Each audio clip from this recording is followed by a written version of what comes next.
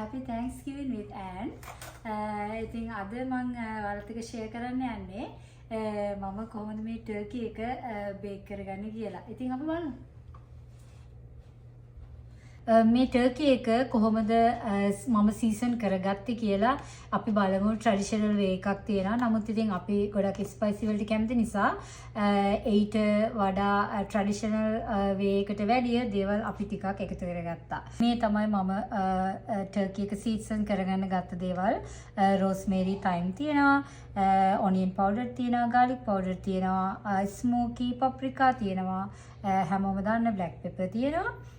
එතකොට මේ තමයි chili pepper, තමයි lemon pepper. පොඩි භාජනයක් අරගෙන මේ හැම දෙයක්ම එකතු කරලා ඒත් එක්කම තව අපිට මේකට තෙල් ටිකකුත් අවශ්‍ය වෙනවා. ඔයා කැමති තෙල් වර්ගයක් පාවිච්චි කරන්න පුළුවන්.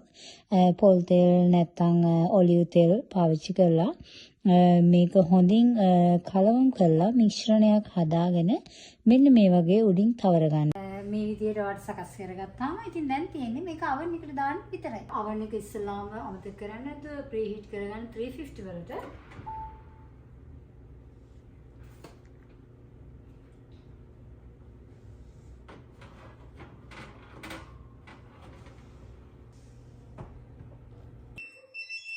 පැය 3කට පස්සේ මෙන්න මේ වගේ බලා ගන්න පුළුවන් තාම තියෙන oven එකේ.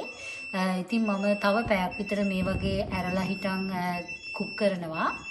එතකොට golden brown වගේ ඒ කියලා තමයි බලාපොරොත්තු වෙන්නේ. පැය 4කට පස්සේ මෙන්න මේ වගේ golden brown color එකට වඩ දැක ගන්න පුළුවන්. අපේ ගෙදර අයගේ කැමැත්ත අනුව මේක ටිකක් කරපාටයි. ඉතින් දැන් තියෙන්නේ ඔයාලගේ ගෙදර ආදරණීයයන් සමග රස විඳින්න. ගොඩක් ස්තුතියි.